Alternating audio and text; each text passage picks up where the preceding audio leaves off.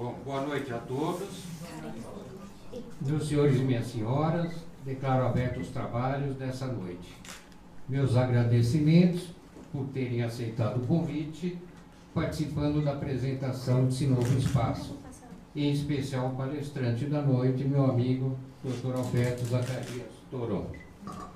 A finalidade desse espaço é oferecer comodidade para produzir conhecimento e integração entre os poderes constituídos e as mais diversas instituições, inclusive privadas. Quinzenalmente, às segundas-feiras, iniciando no dia 19 de março, serão realizadas palestras por voluntários das mais diversas áreas do conhecimento: direito, medicina, contabilidade para os agentes do direito e assim por diante, sem qualquer custo para os convidados. Eu vou apresentar aqui, para não tomar muito tempo, um currículo resumido do nosso palestrante. Pós-graduado em Direito Penal Econômico Europeu pela Universidade de Coimbra, Portugal. Especialista em Direito Penal pela Universidade de Salamanca, Espanha. Na OAB foi secretário-geral do Conselho Federal, presidente da segunda Câmara do Conselho Federal, presidente da Comissão Nacional de Prerrogativa do Conselho Federal, dentre outras funções. Foi membro do Conselho Diretivo da Revista Brasileira de Ciências Criminais, da Sociedade Brasileira de Vitimologia e do Instituto Manuel Pedro Pimentel, da USP. Tem os seguintes livros publicados: Crimes Hediondo, O Mito da Repressão Penal, Revista dos Tribunais; Inviolabilidade Penal dos Vereadores, Editora Saraiva; Prerrogativas Profissionais do Advogado, OAB Editora. E agora, posso falar? Pode ser. Está em primeira mão aqui, lançando Habeas Corpus, Controle do Devido Processo Legal, Questões Controvertidas e de Processamento Void. Autor de vários artigos publicados em revistas especializadas e jornais. Professor convidado do mestrado da Universidade Cândido Mendes do Rio de Janeiro. Professor de Direito Processual Penal da FAAP. E nada mais, nada menos que mestre e doutor em Direito Penal pela USP. Doutor Toron, com a palavra. Obrigado. Eu vou pedir licença para falar em pé. Outro dia eu fui ao tribunal, Dr. Franklin, Márcio Franklin, e vi um advogado falando sentado da tribuna. Achei tão feio. Pode falar em pé ou sentado, mas o advogado tem que falar em pé, não é? Nós vamos nos dirigir à corte, ao tribunal. Não é só uma questão de deferência, é também uma questão de ser ouvido, não é, doutor Márcio? Porque aí a gente fala e olha, enfim, pode ser ouvido. Então eu peço licença, doutor Luiz Carlos Franco, para falar em pé.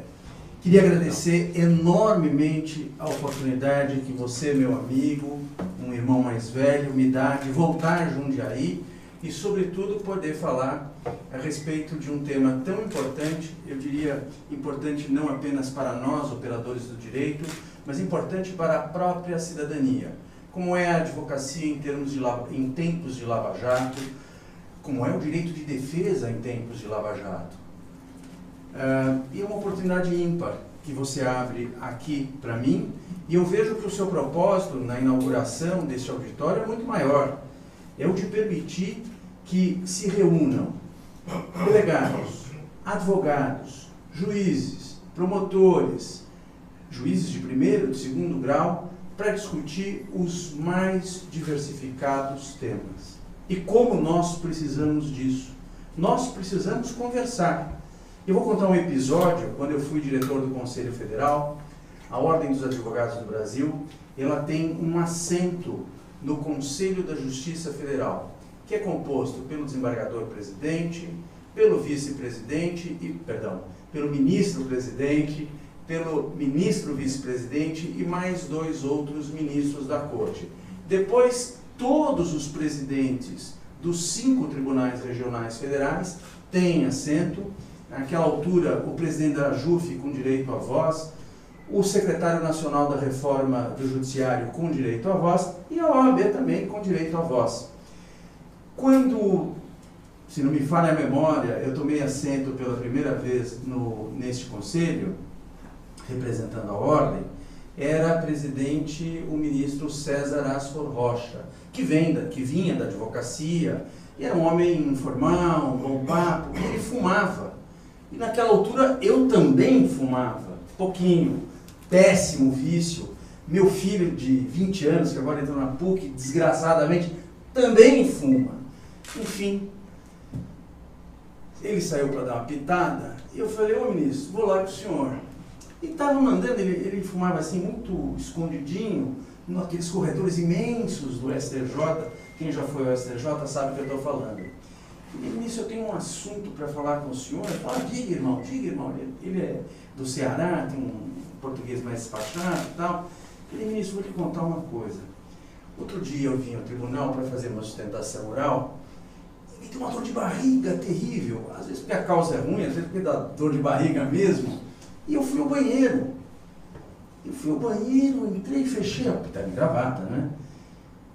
E eu olhei, não tinha um ganchinho para eu botar o meu paletó. Ele falou, ô Toron, nós juízes não vemos isso, porque a gente anda em elevador privativo, sai do privativo, vai para turmas, pega o elevador, aqueles corredores privativos também, sobe para o gabinete, a gente não vê isso, mas eu vou mandar botar o ganchinho.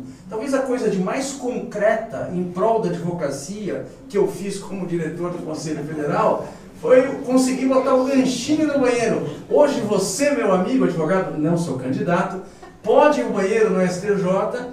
Imaginou ir ao banheiro de terno e gravata, doutor? Que horror, que horror. Hoje tem ganchinho. Mas o que tem a ver essa história falando hoje aqui? Tem a ver, Branco, com o seguinte. Tem coisas que nós, advogados, vemos e o juiz não vê.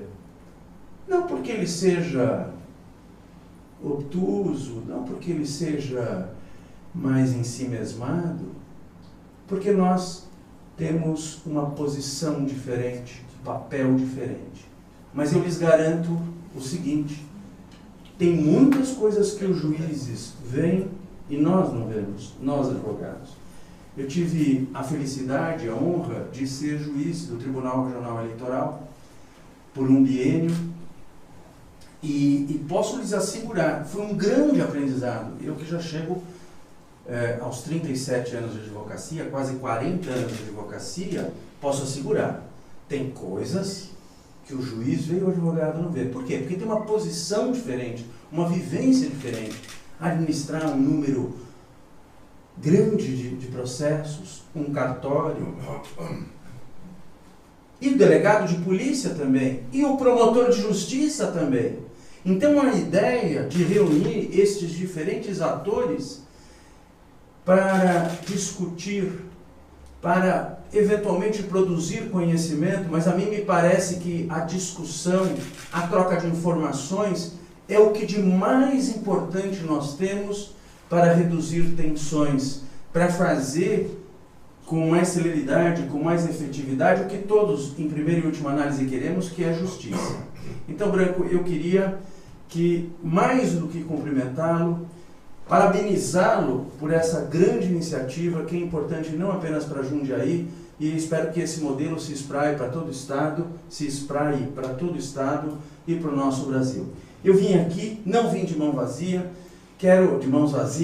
quero deixar para você esse meu novo trabalho que você anunciou muito gentilmente sobre habeas corpus, o habeas corpus e o controle do devido processo legal para compor a sua enorme biblioteca. Vou falar desse tema, advocacia em tempos de Lava Jato, e espero que se siga um debate sobre isso também, Branco.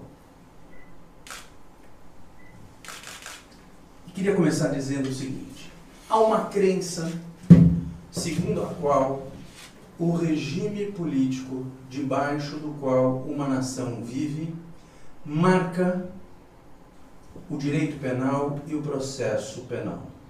Assim, debaixo da ditadura, corresponde, em princípio, um direito penal e um processo penal mais duro, mais draconiano, o processo penal mais restritivo em termos do direito à defesa.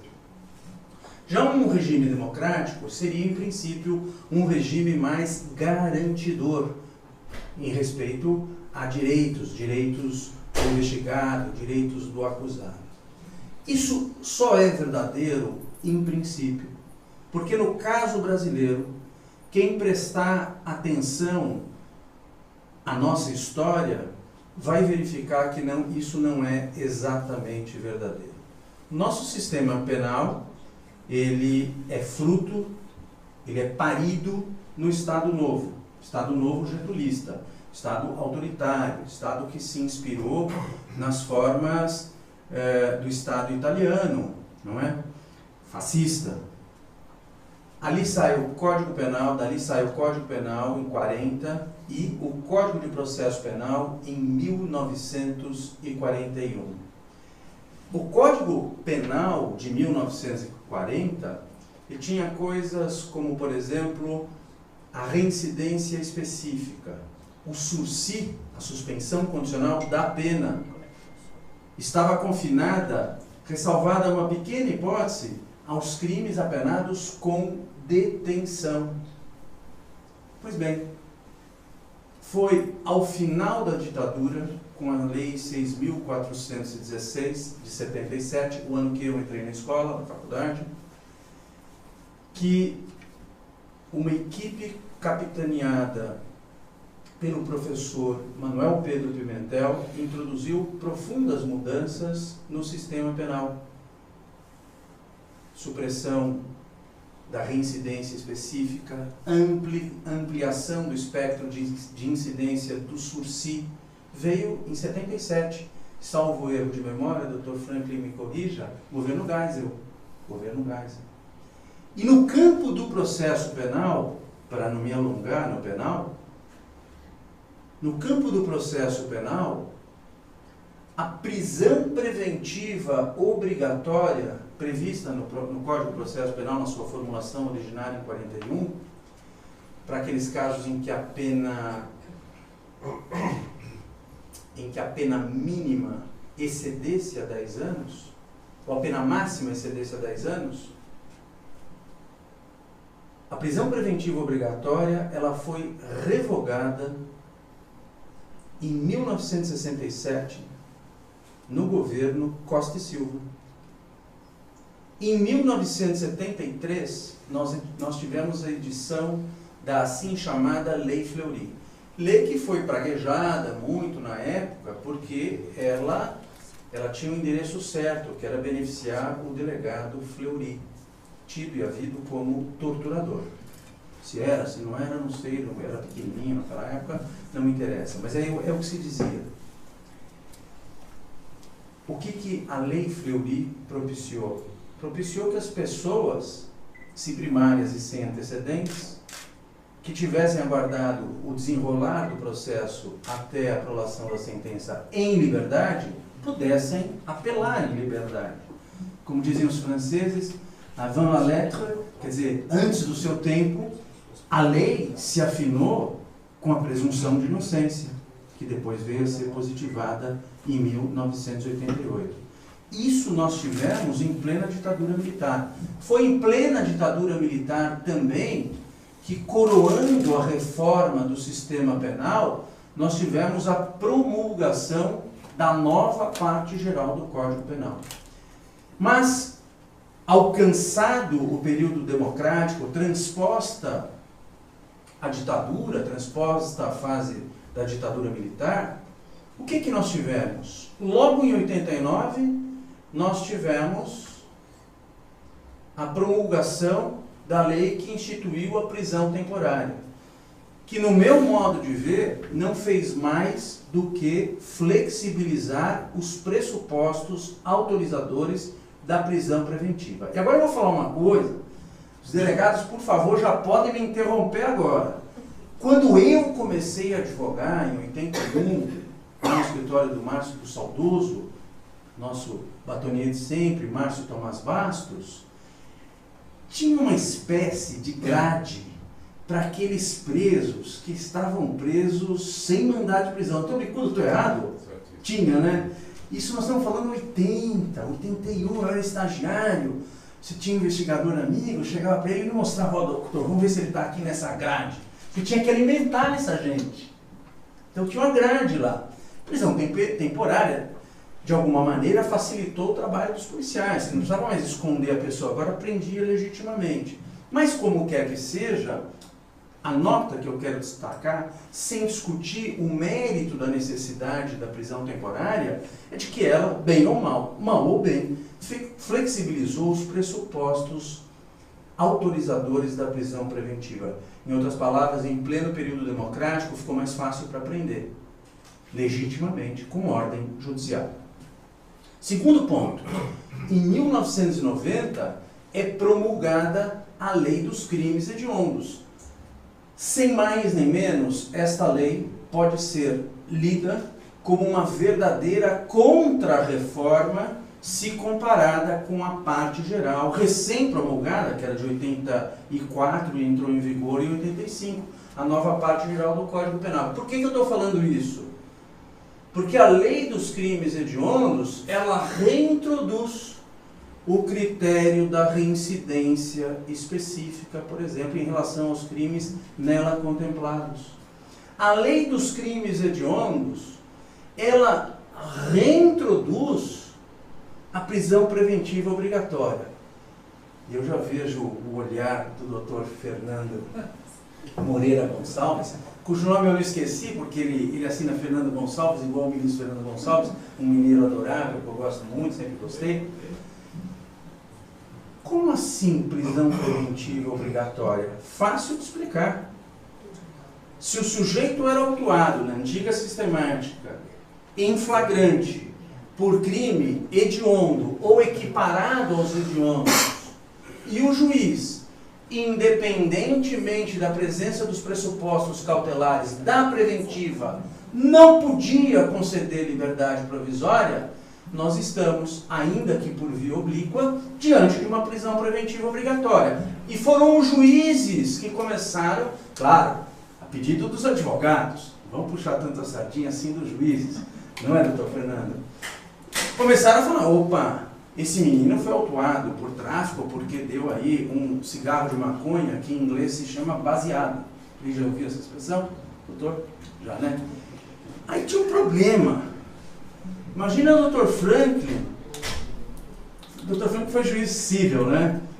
Foi desembargador também no civil. Você atuou no crime? Atuei. Foi pouco. Pouco. Mas imagina o seguinte, delegado, por exemplo. Uma vez eu tive um caso de um garoto que fazia arquitetura no Mackenzie, seleção brasileira de polo aquático, um garoto desses que foi criado a Danone. E ele estava indo lá para um desses jogos em Araraquara, não era em Araraquara, ele estava indo para uns jogos não sei aonde, e foi pego na Castelo Branco. E é que garoto, nada como experiência, mas garoto é garoto, para ter experiência tem que passar pelas vicissitudes. Os caras estavam fumando no carro, perigo, estava dirigindo, não sei o quê. Fumar tem cheiro, desperta a atenção da polícia, que foi parado. Policial, sobretudo policial rodoviário, tem experiência, policial tem tirocínio, olhou, sentiu o cheiro. Tem mais droga aí? O cara assustado e tal, não sei também como o policial perguntou do jeito que tinha que perguntar, mas perguntou. Falou, tá, não, tem. Abriu lá no porta-mala e tinha um tanto mais. Eu não vou lembrar agora se eram 100 gramas ou 200 gramas. Isso, é tudo pra você? O cara raciocinou, inteligente. Se eu falar que é tudo pra mim, minha culpa é muito maior. Falou, não, eu vou distribuir pra todo mundo lá na festa, vai fumar todo mundo. Autuou no artigo 12. Ele tinha droga, coitado. Eu fui lá para a cidade, eu não lembro mais o nome da cidade, é uma dessas que tem banda, como é que é o nome? Lá na região que pega Castelo, tem uma orquestra sinfônica lá, perto de Tapetininga. Tatuí, obrigado. Tapetininga é terra do Dirceu de Mello. E eu fui lá, o delegado todo sem graça, o delegado boa gente, eu integrei várias bancas de concurso de delegado de polícia. Gosto muito da Polícia Civil de São Paulo. Integrei várias bancas e cheguei lá, o delegado falou, o senhor foi meu examinador. Eu falei, E aí, doutor, eu tenho o que fazer aqui. Polícia Militar veio, não sei o quê, flagrante feito. Quem soltou esse garoto? Foi um juiz, porque o sujeito está acostumado a pegar, sabe o que é tráfico. Aqui o cara vai dar para compartilhar a droga que adquiriu para uso próprio também. Então, o juiz começou a ver que há casos, e o juiz e o Ministério Público, é bom que se diga que muitos promotores são sensíveis também a essa realidade. Mas esta lei, ela veio em pleno período democrático. E foi, meus amigos, em pleno período democrático que se editaram tantas outras leis de caráter repressivo, no sentido de incrementar a repressão, sobretudo em relação a condutas que não eram alvo da atenção do sistema penal. O que eu quero lhes dizer? Tudo, obviamente, submetido ao crivo do debate, e eu vim aqui para isso.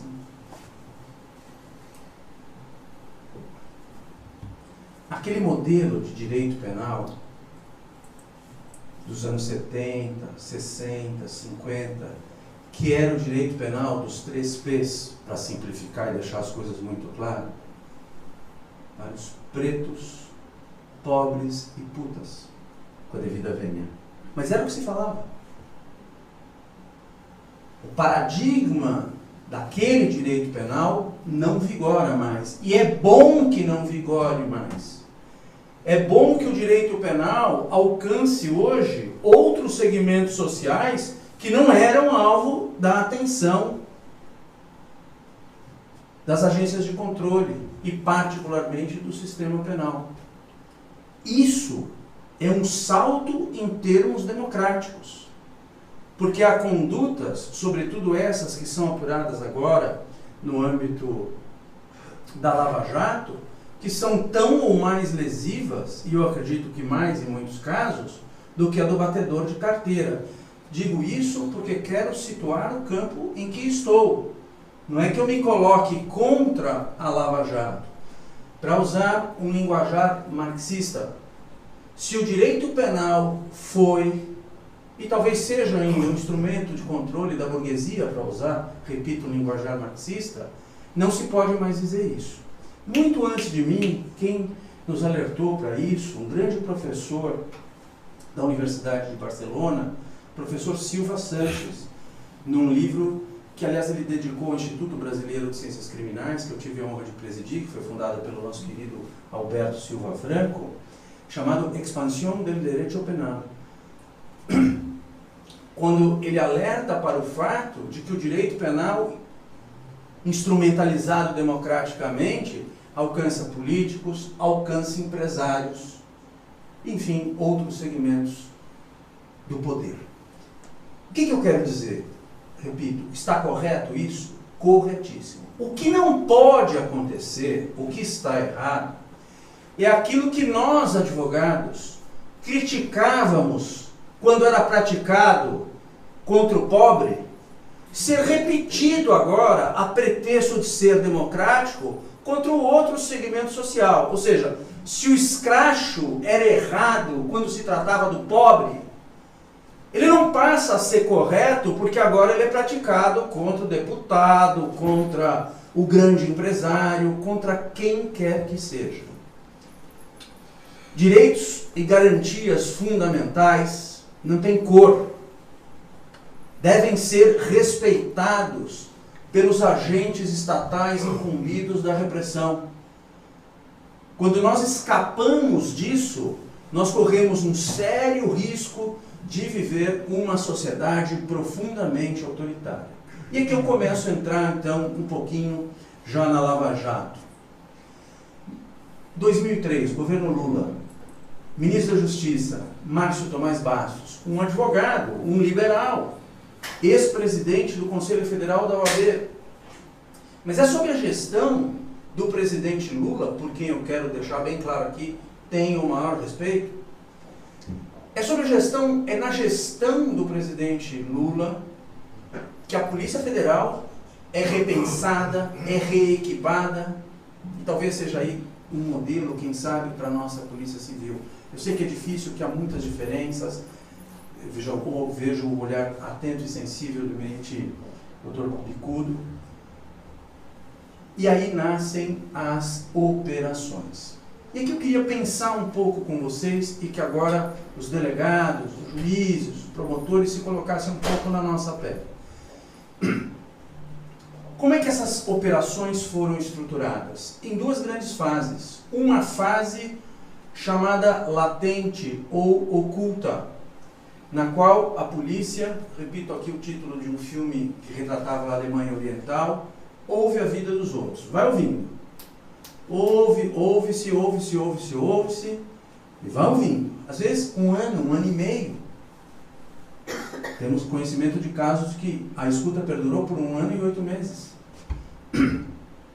Quando as autoridades de inteligência entendiam que a operação estava madura para ser deflagrada a fase ostensiva, essa vinha invariavelmente precedida da expedição de mandados de busca e apreensão e ordens de prisão temporária. Bom, busca e apreensão, ok.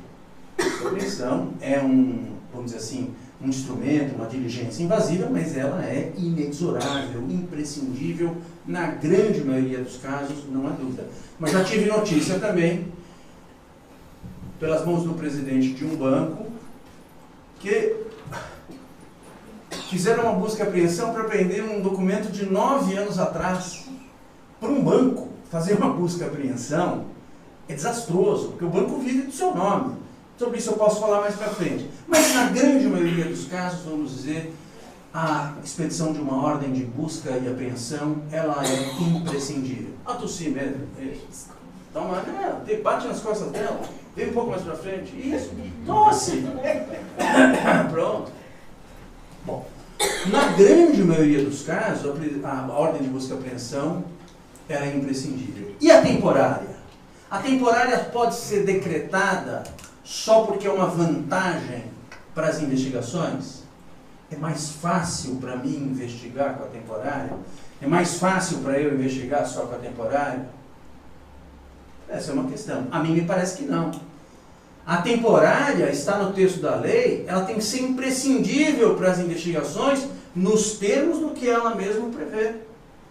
E o que nós vimos é que, no mais das vezes, a temporária vinha decretada não para os fins declarados na lei, mas, pesa dizer, para colocar o sujeito aquém do rodapé da dignidade humana.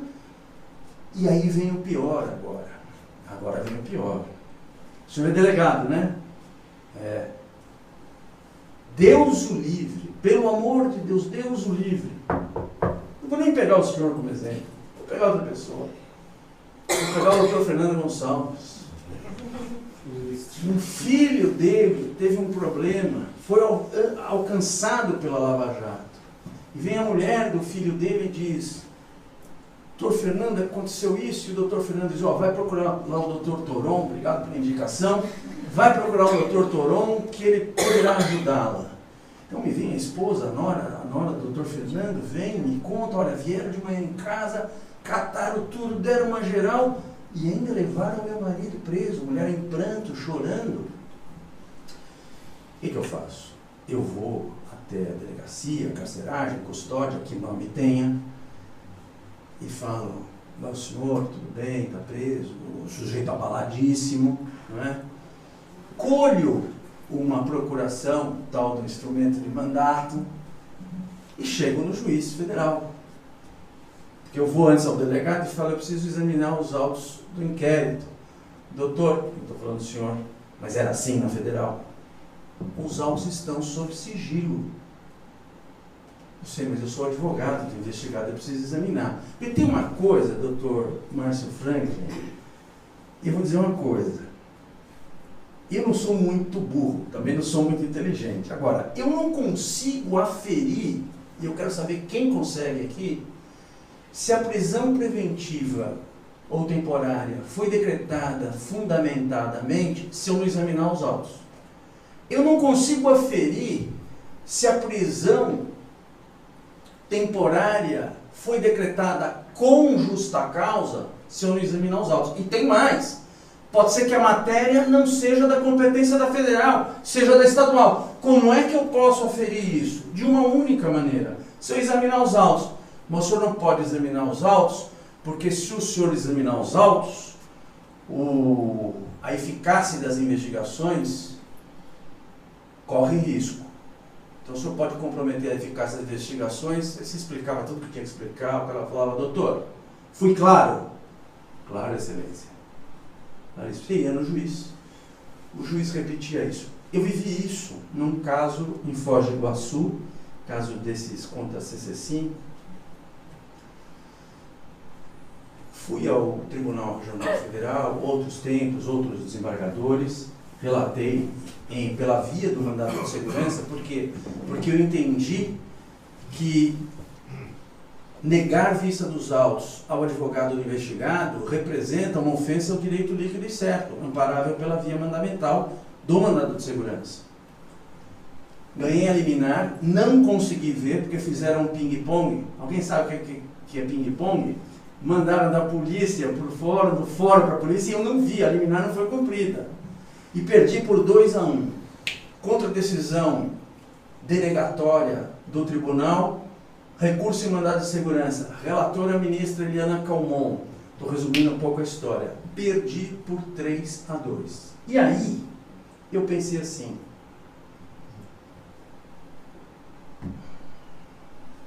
eu não tenho mandado de segurança para o Supremo contra a decisão em recurso em mandado de segurança do STJ. Não está essa competência na Constituição. Não se defere essa competência ao Supremo Tribunal Federal. E eu fiquei pensando, por um lado, é verdade que a questão atina com o direito líquido e certo do advogado previsto no Estatuto. Mas, por outro lado, não é menos verdade, e foi essa construção que eu fiz na época, que o cidadão tem direito de ter ao seu lado um advogado. Não só no flagrante, mas durante a investigação. O investigado vai ser ouvido pelo senhor, pelo advogado dele. Agora, para que o advogado está do lado do cliente dele, seja no flagrante, seja na hora de ser ouvido durante a investigação? Para dar um conforto moral? Ô meu, fica aí, pega leve, você está preso, mas isso passa rápido, você dorme à noite, aquelas bobagens que a gente conhece, você dorme à noite, isso passa logo, para dar um conforto moral. Conforto moral é importante. Quem trabalha com gente sabe disso. Eu tive na família um problema X, precisamos de um oncologista. O oncologista tem que ser bom, tem que ser competente, mas também tem que ter peito, tem que ter abraço, tem que ser um continente para a família e para o próprio doente. Isso é importante, mas não é essencial. O essencial é a sua competência técnica, que é o que eventualmente resolverá o problema. Se você não tem condições de atuar tecnicamente, é porque a eficácia da defesa que a Constituição espera seja feita, por isso ela defere ao investigado o direito de ser acompanhado por um defensor, por um advogado, fica frustrada, fica apequenada. E isso interfere com o direito de defesa, isso cerceia o direito de defesa. E alguém vai me dizer, mas no inquérito não tem contraditório. Não tem contraditório, mas tem direito de defesa. Quando eu digo a prisão decretada é carente de justa causa, os argumentos são inidôneos, já é uma defesa. Quando o juiz sequestra bens do investigado, atendendo eventualmente a representação, eu também vou me defender disso. Então eu tenho defesa, sem contar, e aqui falo para pessoas do ramo, que muitas coisas que são ditas na fase do inquérito podem amanhã depois arrimar uma condenação.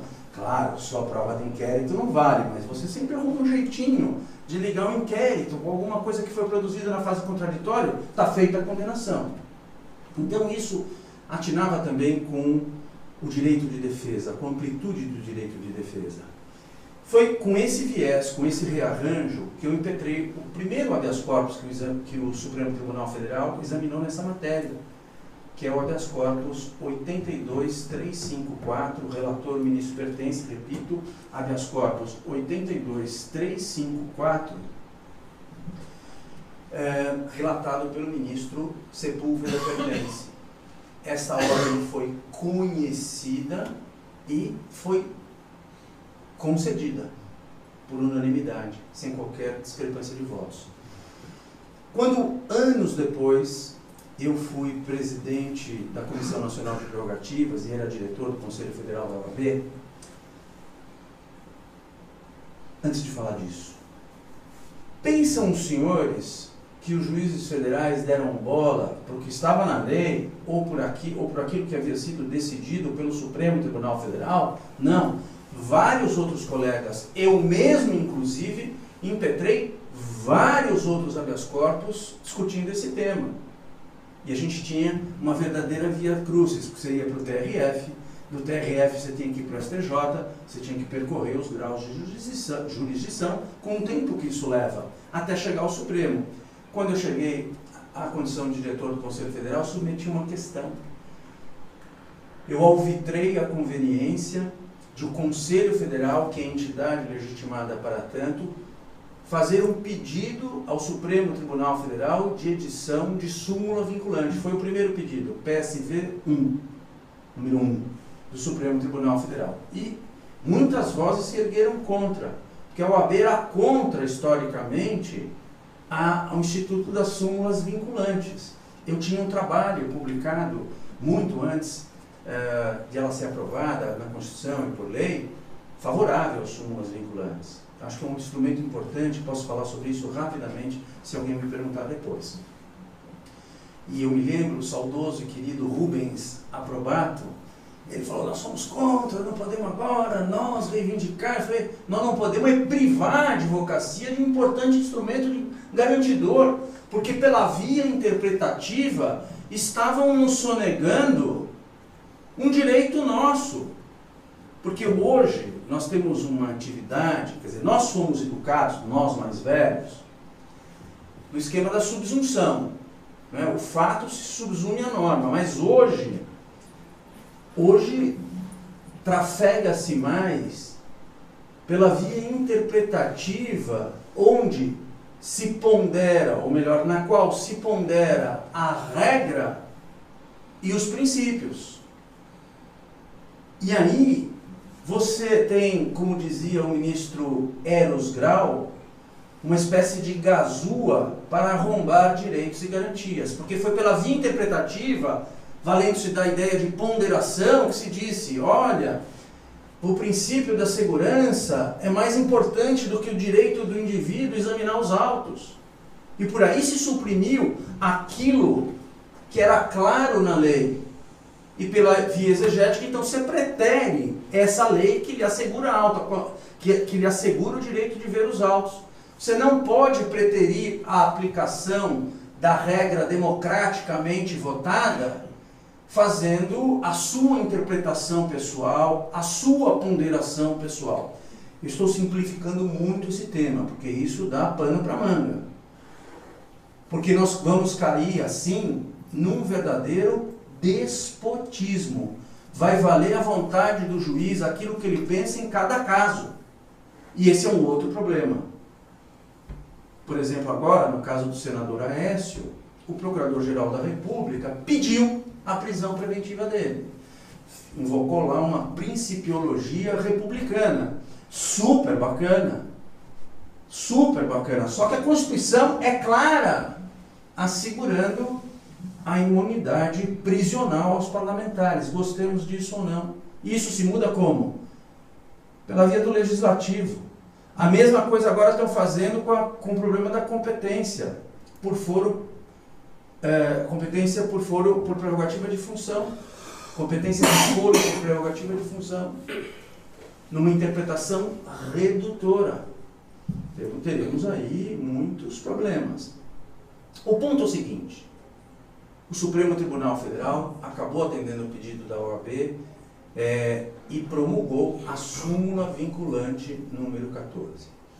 Em plena democracia, nós passamos a ter que lutar por direitos básicos, o direito de examinar os autos, por exemplo.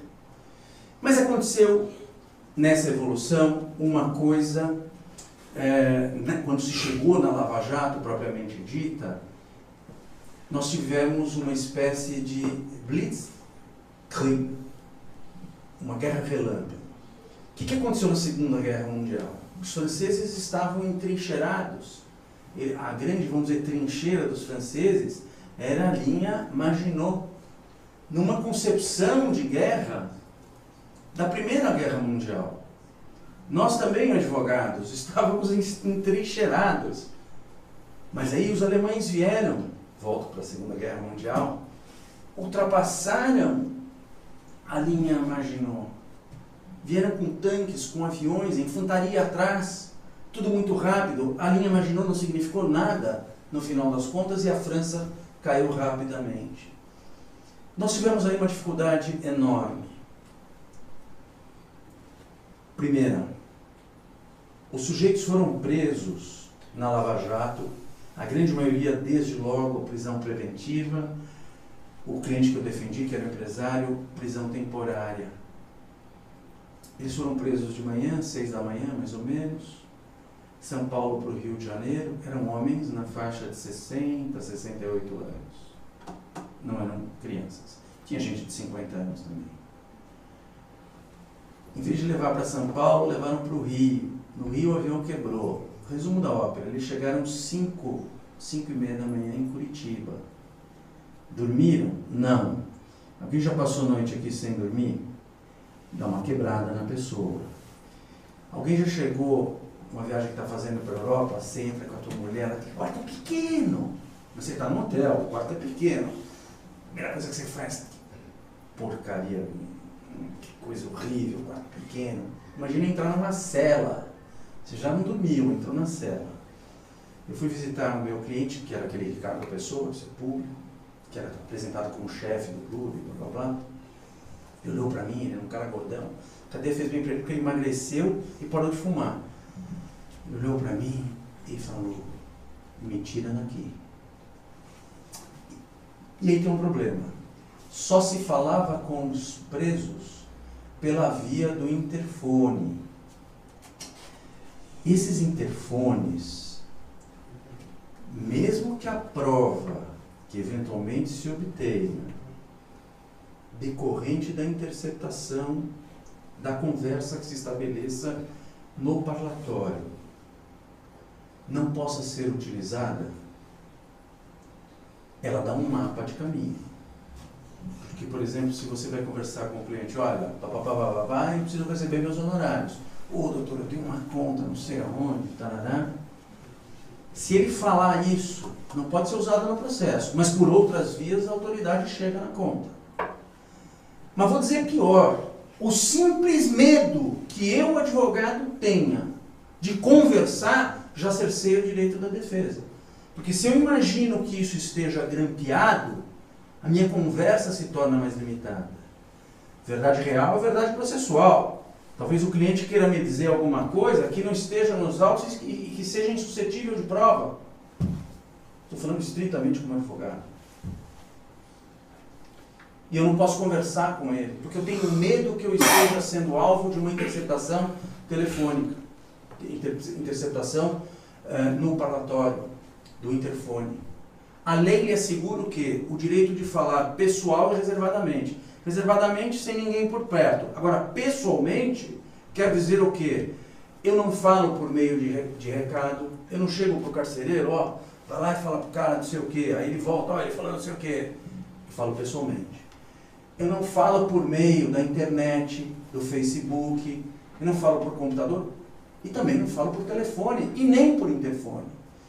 Aí, Branco, faz falta a nossa OAB. E eu diria o seguinte, não precisa nem enfiar o pé na porta, precisa se conversar.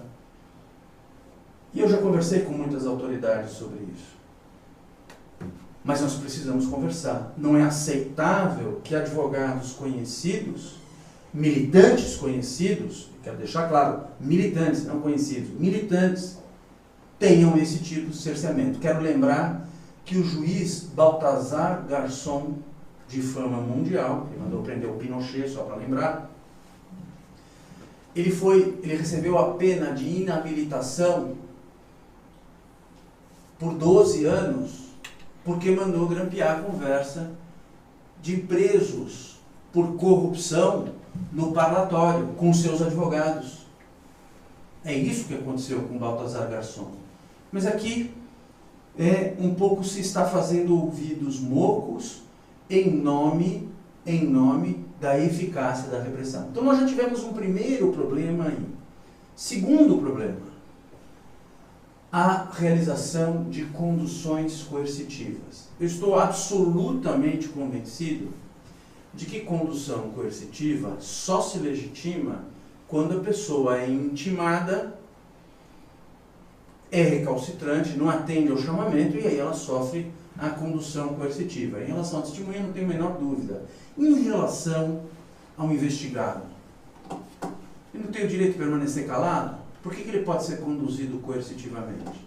Aí temos um problema. A se pensar. E o ministro Gilmar Mendes já concedeu uma liminar nessa matéria. A condução coercitiva se pratica pela mesma razão que se não se dava à vista dos autos aos advogados, para desorganizar a defesa, para dificultar a defesa. Já tem muita clareza isso. E não vou nem falar do caso do Lula, que acabou servindo para um escracho, para uma humilhação vergonhosa de um ex-presidente da República. E isso é inaceitável. Isso, no Estado democrático de direito, degrada algo de fundamental para o homem, que é a dignidade humana. Ah, mas o senhor é a favor da corrupção? Não sou a favor da corrupção, não. E neste embalo que a turma da Lava Jato tinha,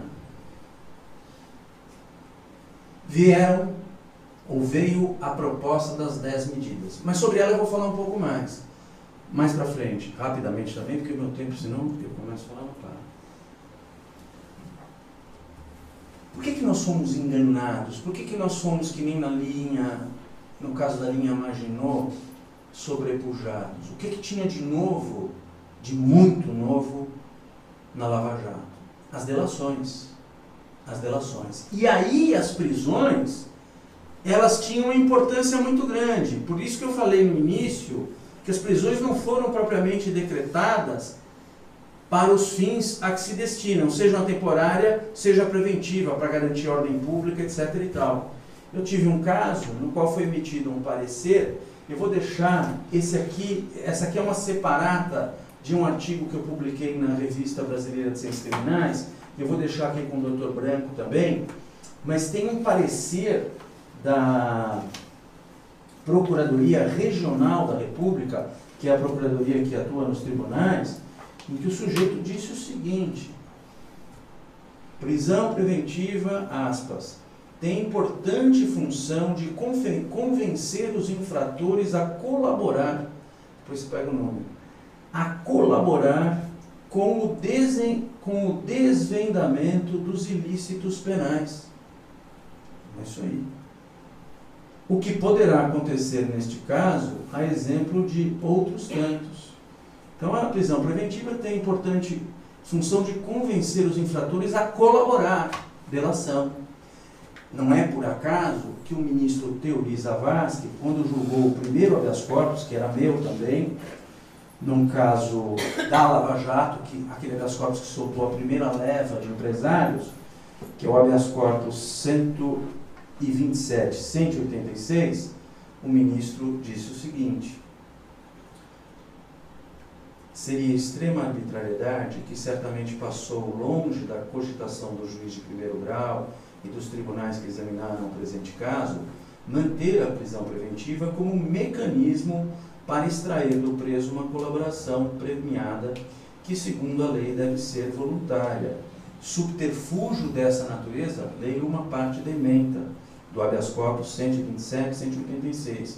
Subterfúgio dessa natureza, além de atentatório aos mais fundamentais direitos consagrados na Constituição, constituiria medida medievalesca que cobriria de vergonha qualquer sociedade civilizada.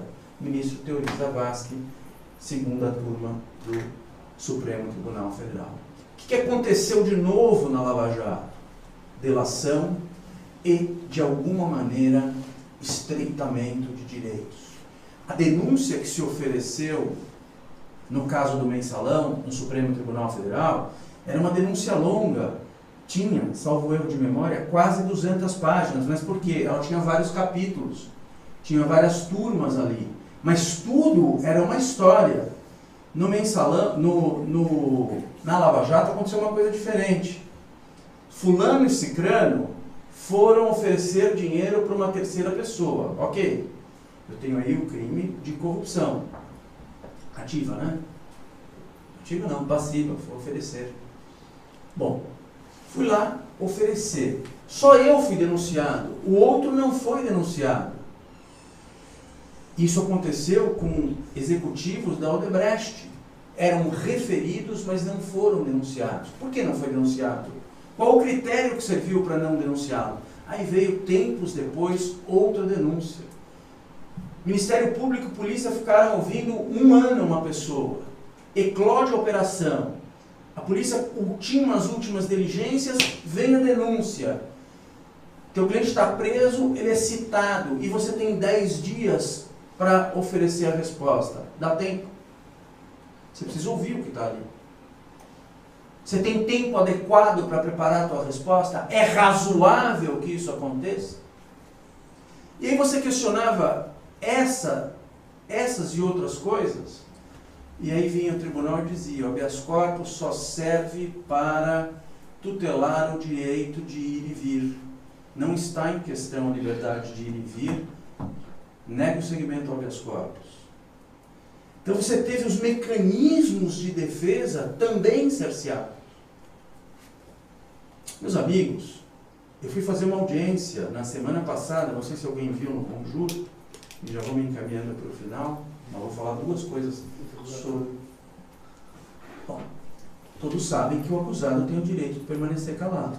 Tenho aqui um juiz federal, tenho um desembargador, tenho juízes, tenho promotores. O juiz inquiriu. Passa a palavra agora para o procurador da República, que eu sempre tive como um homem muito educado, corretamente. O réu, por orientação dos meus advogados, não vou responder as perguntas do representante do Ministério Público. Bom, doutor, disse o juiz Moro para o procurador, o senhor quer consignar suas perguntas? Não, excelência, muito obrigado. Falou, cara. Advogado, do réu A? Não. Do réu B? Não. Do réu C? Tem reperguntas? Não. O único advogado, que é um advogado, um colaborador, consignou as suas perguntas. Com a palavra agora, a defesa do interrogado. Quando eu ia começar a fazer as minhas perguntas, pela ordem, excelência, todo mundo ficou assim, porque era fora de lugar, ele teve o momento dele. Eu queria protestar contra essa fuga covarde, está no Conjuro, contra essa fuga covarde do contraditório, uma manobra indigna da defesa, que revela um comportamento imoral dos advogados. Eu até admito, e há uma discussão sobre isso, se você optou por responder as perguntas do juiz, poderia você ficar calado em relação aos demais? Tem uma discussão sobre isso. O doutor Fernando pode ter uma posição, eu posso ter outra, doutor Franklin uma terceira, doutor Paulo Bicudo outra, doutor Bicudo outra. Está tudo certo, é o campo do debate. O que não pode ofender, porque também é válida a estratégia de não responder as perguntas do promotor. Se isso representa uma boa estratégia ou não, outra questão. Agora, ofender não pode. Nós impetramos um habeas corpus discutindo, por exemplo, o problema do interfone. Tem até uma decisão do ministro Celso de Mello, quem quiser depois eu dou, no caso do Cesare Battisti, garantindo aos advogados o direito de se entrevistar pessoal reservadamente, sem interfone, lá na Papuda. O que nós temos como experiência é uma espécie de garroteamento, de cerceamento do direito de defesa. E ai de você falar mal da Lava Jato, porque vão dizer que você é a favor da corrupção. Quando disso não se trata. Quando se trata unicamente de se preservar o direito de defesa para que erros não sejam cometidos. A gente poderia dizer, não, para que o devido processo legal seja respeitado. Ok, mas em última análise, garantem-se os meios de defesa para evitar uma condenação injusta. É esse o papel do advogado. Ou será que vamos suprimir o advogado também? Quem olhar a proposta das 10 medidas que quiseram passar a goela abaixo no Congresso e não conseguiram, porque estavam confiantes que surfavam numa onda de prestígio e popularidade e enfiar a goela abaixo do Congresso a aprovação das 10 medidas, aí se deram mal. Aí se deram mal.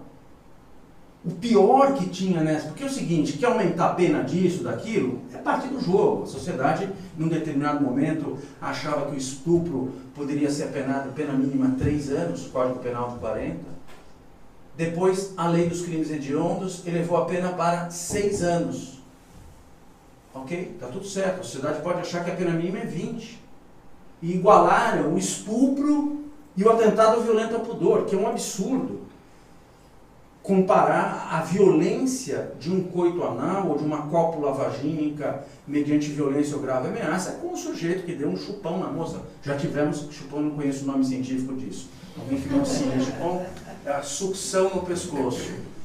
Os garotos entraram, o doutor Fernando não lida com isso, que é juiz federal. Os garotos entraram no elevador, acharam a moça erradíssimo. Ninguém está fazendo apologia disso. Agora, você dá para esses garotos que deram um chupão na pobre ascensorista, nem existe mais ascensorista hoje, a mesma pena de um estuprador, too much, né? A Lava Jato procurava emascular o habeas corpus. Você quer aumentar a pena, aumenta, mas não me tira o meio de defesa. Lembremos-nos, o habeas corpus tutela a liberdade de ir e vir, direta e indiretamente. Portanto, tutela o devido processo legal também. Isso vem sendo dito desde 1946, com a promulgação da Constituição de 46. Então, o que eu vejo como central hoje, ao lado dos esforços que são envidados na repressão à corrupção, é que é igualmente importante preservarem-se direitos e garantias individuais, entre os quais o direito de defesa. Nós não podemos, meus amigos, aceitar que em pleno regime democrático espraiem-se práticas autoritárias, verdadeiramente fascistas, que não condizem com aquilo que é uma sociedade democrática. Nós ainda somos um país onde há muita fome. Nós ainda somos um país no qual não há saúde para muita gente. Nós precisamos estar atentos para essas outras coisas também e não diluir os nossos direitos e garantias a pretexto de combater aquilo que é apresentado como uma grande chaga nacional, que seria a corrupção. Nós queremos sim uma sociedade justa. Continuamos com esse ideal, que são os ideais que nos vêm desde os tempos de estudantes. E são, Branco, oportunidades como essas que nos são oferecidas para uma troca de ideias, para um debate, para a construção de uma sociedade melhor e mais justa. Muito obrigado.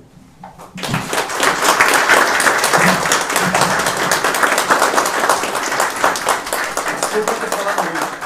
Pode vir um pouco para o debate. Pode vir um pouco para o debate, se alguém quiser perguntar. Olha, o doutor Torão está à disposição. Se alguém quiser fazer alguma pergunta ou tratar de algum assunto, por favor, fique à vontade. Bom, como ninguém tem pergunta, eu queria agradecer. Alô, doutor Jorge. Foge um pouco do Lava Jato, mas eu queria saber a sua opinião a respeito do seguinte. Nós vimos no noticiário recente o ministro da Justiça reconhecer que o Estado brasileiro está refém da criminalidade. que não tem mais o que fazer. E ele cita um caso de um chefe de tráfico aqui na Rocinha, que está preso numa presidiária, num presídio federal, num regime de segurança total, RDT. Ele diz, olha, esse sujeito, embora seja lá isolado, totalmente isolado do mundo, ele continua comandando o tráfico. Por quê? Ele tem 36 advogados constituídos. Então, ele diz, enquanto não se estabelecer um limite a essa situação, enquanto não se estabelecer, não se vê a possibilidade até de se gravar, não clandestinamente, mas gravar o parlatório, não há possibilidade de se impedir que ele continue gerindo, comandando o tráfico. Assim, é um caso... Uma hipótese. Será que numa situação dessas, num crime grave como esse, o tráfico de entorpecente, um feito realmente uma figura deletéria para a sociedade, em defesa da sociedade, seria de se admitir para determinados casos especificamente previstos, né? Essa possibilidade, porque eu não chego ao direito penal do inimigo, evidentemente, né? Mas é aproximadamente essa situação de um caso grave desse, se admitir, e ele fala que tem 36 advogados. É evidente, infelizmente, os advogados estão deturpando a função, estão servindo de... Olha, eu entendi a pergunta é importantíssima, acho que está na cabeça de todos nós, inclusive dirigentes da OAB, que eu não sou mais. Olha, nós temos uma lei que estipula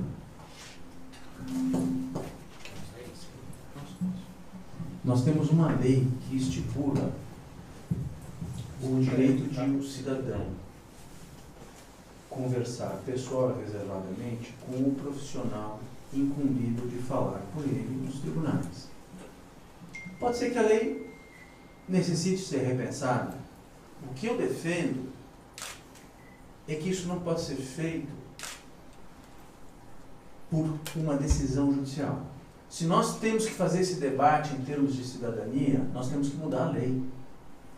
E o que eu tenho observado é que uma juíza lá de Curitiba, por exemplo, ela determinou a interceptação de todas as conversas num presídio do Paraná. Não tem um presídio no Paraná que é um presídio federal? Catanduva. Ela determinou. Não me parece correto. E digo mais, se há advogados que integram organizações criminosas e fazem papel de pombo-correio, a repressão deve recair sobre eles. O que me parece muito ruim, porque amanhã vai se dizer que a corrupção também é um crime tão grave e deletério, se já não se diz hoje. Aliás, há projeto qualificando a corrupção como crime hediondo. Nesse mérito não entra. Mas o que eu quero dizer é o seguinte, se há advogados prestando este desserviço, eles devem ser punidos. E não se tirar o direito, eu não integro nenhuma quadrilha. Deus o livre, imagine você preso amanhã e tiver que falar com o seu advogado. Me parece muito delicado não se permitir que o advogado converse diretamente com o seu assistido. Tinha uma frase que meu saudoso professor de Direito Civil, não sei se você conheceu, o Ronaldo Porto Macedo, que foi membro do Ministério Público, uma figura maravilhosa, filho dele hoje é um grande professor, né? Ele dizia que o abuso não suprime o direito do uso.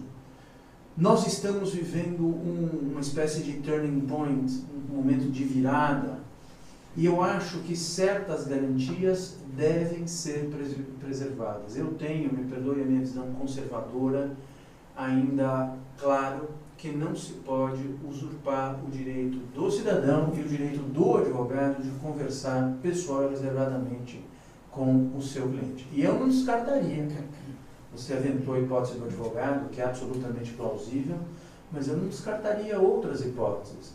No RDD o preso não tem visita íntima, não tem, certo? Mas há funcionários ali. Como é que isso funciona? Outro dia eu participei de uma reunião na FGV, presidida pelo Oscar Vilhena, diretor daquela escola. Participaram Alberto Silva Franco, Ranulfo de Melo Freire, que já está velhinho, está com 90 anos ou mais. Ranulfo foi presidente do Tribunal da Alçada Criminal, um grande juiz, só para lembrar quem não conheceu. E uma doutora, eu não sei em que área do direito, ela fez aliás, uma socióloga, doutora em sociologia, ela fez um trabalho interessante mostrando que o PCC, por exemplo, cumpriu um papel importante na disciplina dos presídios. Ela falou que em troca de certas melhorias para alguns presos, garantiu-se. Isso foi instrumentalizado no controle das penitenciárias. Soluções que parecem muito óbvias não são tão óbvias assim. Então, eu, sem, digamos assim, desdizer a autoridade da sua proposta, eu ficaria no meio do caminho. Precisamos fazer esse debate. É um debate que implica numa alteração legislativa e eu continuo fiel à ideia de que o advogado sério, que cumpre o seu trabalho, não pode ter a sua conversa interceptada. Essa é a minha opinião. Respeitada a sua, evidentemente. Doutor Jorge, juiz do trabalho, professor da USP. Oi, Jorge. Tudo bem? Prazer. Parabéns pela prestação. Vou ficar de pé. Obrigado. Pé contra a Lava Jato. Eu acho que foi questão de estilo de fala, né?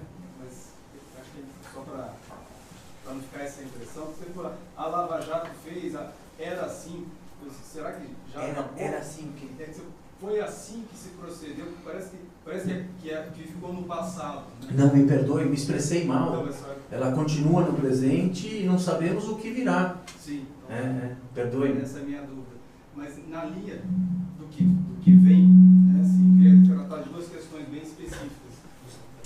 Uma da questão do juiz natural, que eu fico olhando para essa questão como juiz, né, do trabalho, e eu fico pensando, nossa, como que vai tanto processo para um lugar só, para um juiz só e para uma turma só no tribunal? Ou seja, eu fico imaginando como seria se todos os processos da Casa Bahia, por exemplo, né, fossem só para mim, né? Que trauma que seria para a Casa Bahia. Magazine Luiza vai ficar com ninguém. Fico pensando como juiz também, né, assim, fico assustado, na verdade, quando eu vejo fundamentos de decisão que estão julgando questões de direitos fundamentais, direitos penal, né, que eu, como um juiz conhecido aqui de Jundiaí, que eu fico horrorizado, eu não posso fazer isso contra empresas. Você imagina se eu estou à procura de um imóvel, né, ou de bens, e vou lá e prendo uma pessoa para ela confessar onde estão os bens. Uma coisa tanto quanto fora de padrão. Bizarro. Ou como se fez no julgamento agora recente, né, lá na TRF4, de um convencimento de um depoimento testemunhal que testemunha algo que ouviu falar, né? Quer dizer, então, eu não sei se essa pessoa, por exemplo, eu fico imaginando eu julgando aqui, eu não sei se essa pessoa fazia hora extras ou não, mas me disseram que sim. Bom, então se a testemunha disse que alguém disse para ela que a reclamante fazia horas extras, eu condeno a empresa, porque a testemunha ouviu falar que isso acontecia. Então, são mecanismos de apreciação do direito, assim, que assustam, né? E que não sei como nós não estamos reagindo efetivamente àquilo que está na Lava Jato, que representa, acho que uma ofensa brutal, né? As garantias constitucionais e a garantia da democracia, né? Aqui com a advocacia em Jundiaí, então tem várias demandas, né? vários embates, e geralmente quando eu ultrapasso um pouco, a gente senta e conversa, olha, está indo demais, aí a gente segura, tem um diálogo, né?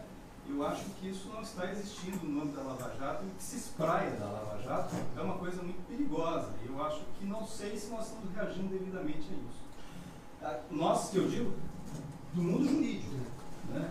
Professores, advogados, advogadas, o mundo jurídico, eu acho que não está reagindo devidamente a essa questão que me parece muito grave. Bom, Jorge, eu não preciso dizer, primeiro eu queria cumprimentá-lo, né? Eu não preciso dizer que eu estou plenamente de acordo com as suas considerações. Na Lava Jato, o tanto que se utilizou das prisões é algo assustador. E a reação veio muito mais tarde do Supremo Tribunal Federal. Quer dizer, vamos pensar no caso dos empresários que foram presos, eu me lembro agora se era final de outubro ou de novembro, mas acho que outubro, e foram ser soltos por habeas corpus só em abril, 6 meses depois.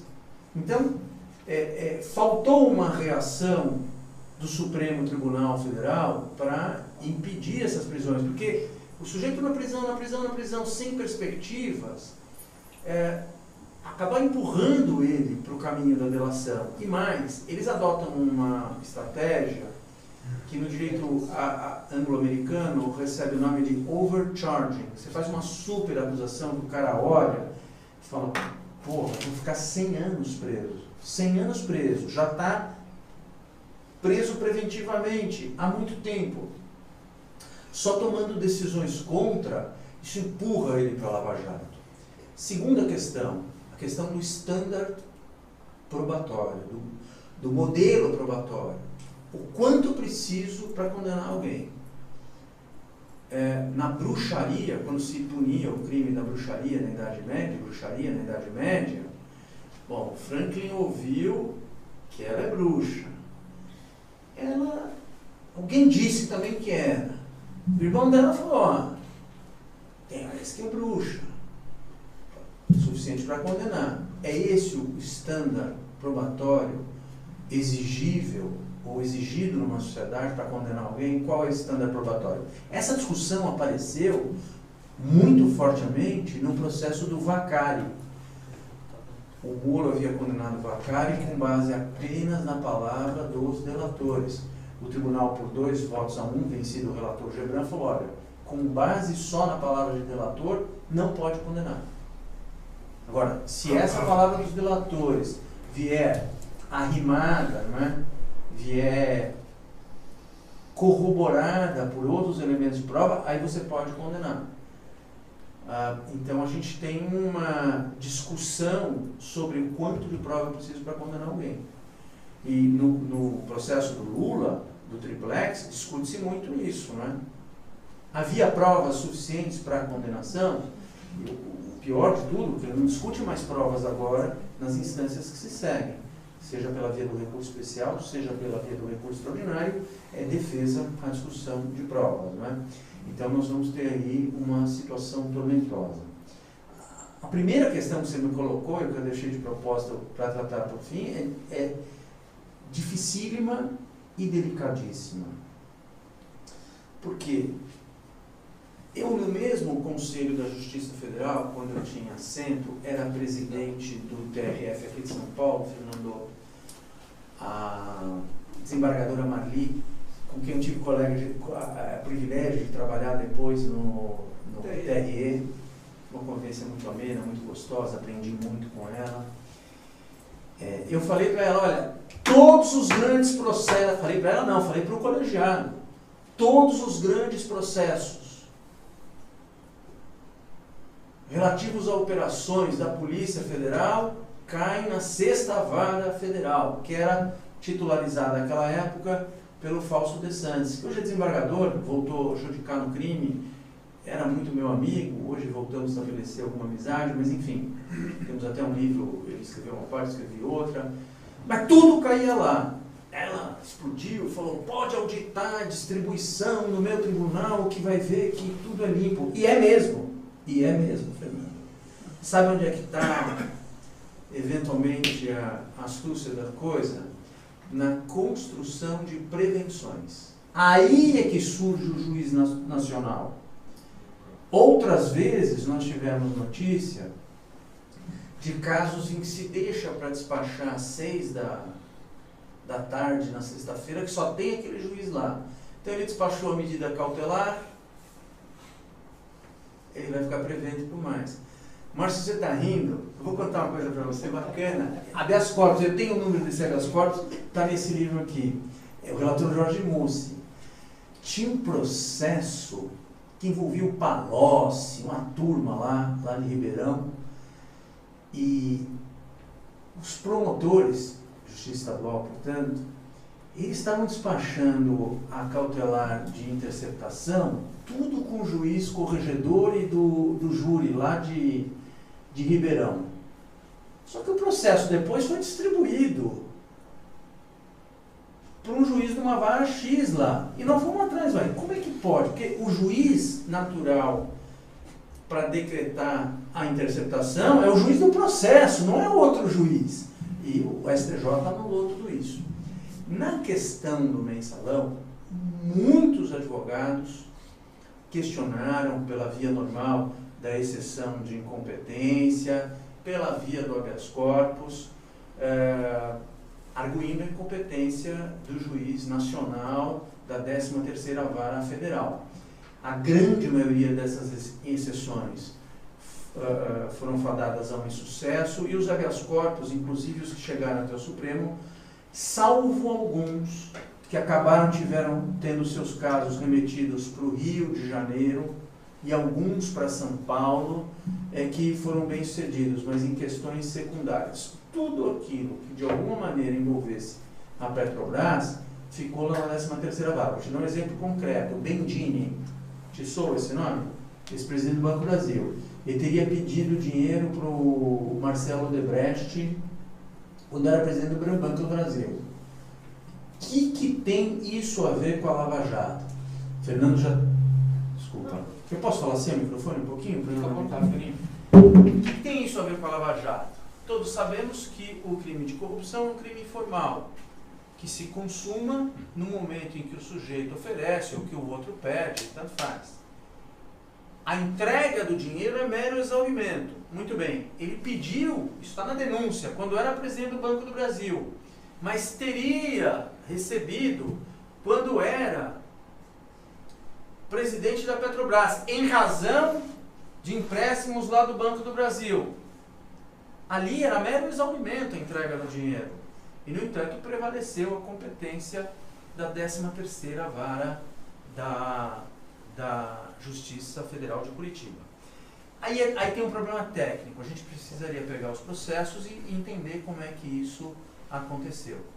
A minha impressão é de que, em muitos casos, houve uma espécie de vontade de deixar para esse juiz, que é organizado, que é produtivo, que é punitivo, os diferentes processos, e assim vamos. Mas isso eu tenho a impressão que está acabando. Minha impressão. Pois não, doutor Fernando.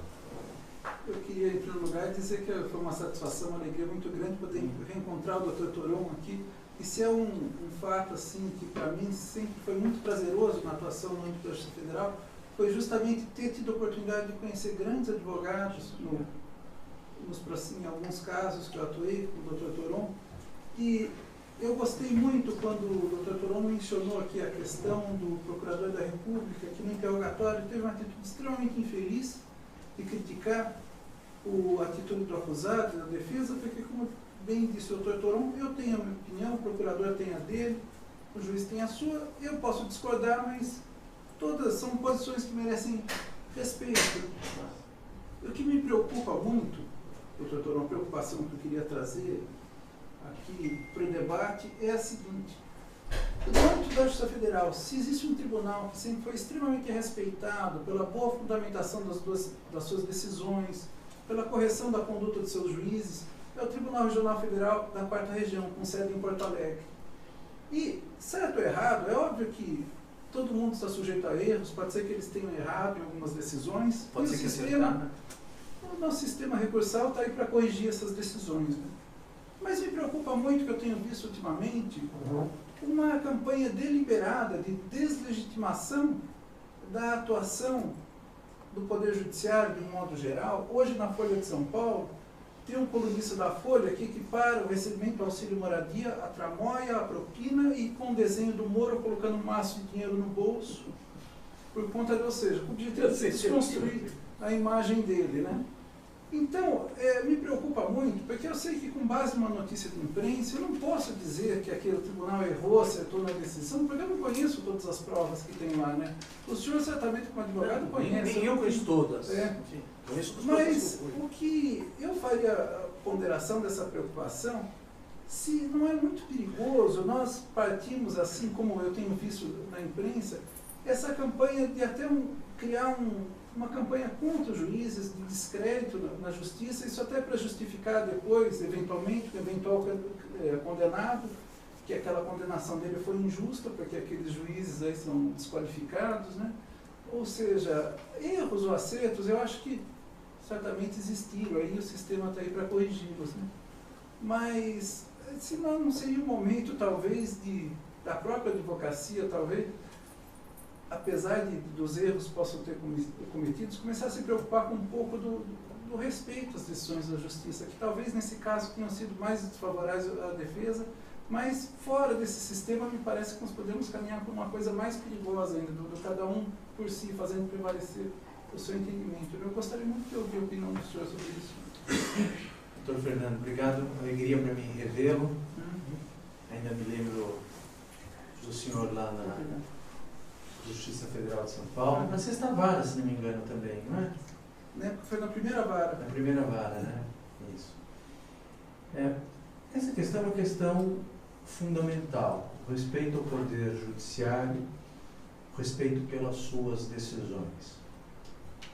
Os juízes do TRF, os desembargadores federais, são sérios, erram e acertam como todos nós.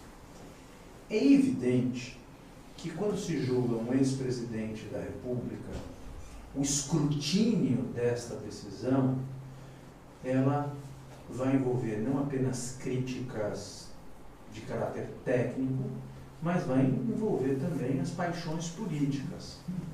E neste campo, isto é, no campo das paixões políticas, nós podemos ter excessos. Então, o jornal do Estado de São Paulo escreveu alguns editoriais chamando a atenção para a importância de não se deslegitimar, como você, permita-me tratá-lo assim, mais por uma questão de amizade, afeto, de não se deslegitimar o judiciário. É importante ter presente que criticar não é deslegitimar. Eu acho que a gente tem que ter essa diferenciação. Eu posso criticar uma decisão sua sem deslegitimá-lo como juiz. E é verdade também, eu acho que você tocou bem nesse ponto, que há críticas hoje que procuram deslegitimar o judiciário. Eu acho que isso é uma questão muito bem posta por você, de que se deve ter muito cuidado para não deslegitimar, ou para não se deslegitimar o poder judiciário. Outra questão é a questão do auxílio moradia. Eu acho que de todos os que falaram, e eu sou isento para dizer isso, porque não tenho maior afeição por ele, o mais sincero foi o juiz Sérgio Moro. Falou, eu recebo auxílio moradia, sim, porque o auxílio moradia compõe o meu salário. É uma forma de você melhorar o seu salário. Eu vejo agora, e o doutor Márcio deve ter visto também, nos jornais, que saiu aquele desembargador Paula Santos, que tem 60 imóveis. Eu conheço o Paula Santos, conheço o pai dele. O pai dele é grande advogado, não sei se é vivo ainda. Deve ser vivo. A gente tinha escritório lá no 65, na Liberdade, quando eu trabalhava com o Márcio, depois eu sozinho, eu fiquei 20 anos lá nesse 65. Difícil das cobras, o pessoal falava. Mas o Paulo Santos já era rico de família. Ele tem 60 imóveis, não escondeu isso de ninguém, está declarado. Aí então vem lá, tem 60 imóveis e ainda tem auxílio moradia. Pô, é o que eu li outro dia. Se a empresa dá vale-refeição, ainda que eu como em casa, eu vou pegar vale-refeição também. Faz sentido. O que não faz muito sentido, Fernando, e eu submeto a sua apreciação, a sua crítica, obviamente, é se o auxílio é moradia, minha mulher é juiz, eu sou juiz, os dois, cada um ganhar um auxílio moradia, já é um pouco mais questionável. Mas, de qualquer modo, eu acho que há um debate. Se eu criticar o auxílio moradia, eu sou do time que acha que o juiz deve ganhar bem. Vou deixar bem claro isso. A discussão sobre o auxílio moradia, no meu modo de ver, não deslegitima o judiciário. Deslegitima uma certa prática. Ou não. talvez nós tenhamos que discutir, como a discussão proposta pelo Dr. Márcio Franklin, da conversa com o advogado. Se a Constituição fala num teto, eu posso ter uma forma de driblar esse teto, ou eu tenho que acabar com esse teto e tenho que assumir uma discussão de que o juiz precisa ganhar mais. Mas fazer uma discussão sobre isso. Eu acho que o caso do Lula despertou muito essas paixões, e eu diria com alguma razão. Eu conheço os desembargadores do Tribunal Regional Federal desde a geração anterior a desses juízes. Lá tinha aquele juiz japonês que eu gostava muito dele, que foi presidente da corte. Você lembra o nome dele? Tadaki Hiroshi. Tinha uma geração, o Vonk, Penteado Vonk, eram juízes, aquele Ercílio, não é Ercílio, era um cara até de São Paulo, que foi promotor aqui. Vladimir Passos de Freitas. O Vladimir, que é irmão do Gilberto Passos de Freitas. O Gilberto Passos de Freitas foi corregedor aqui da nossa justiça, um grande nome do direito, juiz e jurista maravilhoso. Enfim, acho que tem muita água para rolar. O Poder Judiciário também não vai ficar tão infenso nesse... Quer dizer, a advocacia está sofrendo o percalço do estreitamento de direitos, o Judiciário também, de alguma forma, é atingido. E aí vigora uma regra que não é a mais sadia, ela é muito destrutiva. Você está querendo me ferrar? Ação e reação. Eu não estou dizendo isso. Eu sou do time do diálogo. Eu falo as coisas. Eu fui lá no Conselho da Justiça Federal e falei na frente da Mali, que hoje eu tenho como amiga querida, e você conhece a doutora Mali, sabe como é que ela é. Explodiu na hora, mas eu também explodi. Eu sou um cara de enfrentamento, mas eu acho que o grande saldo para nós são esses diálogos, essa oportunidade de trocar. É aí que nós temos o grande avanço, é aí que a gente ganha como é que é o nome? O ganchinho no banheiro. Metaforicamente, quer dizer, a gente tem grandes ganhos conversando. É isso. Obrigado, Fernando.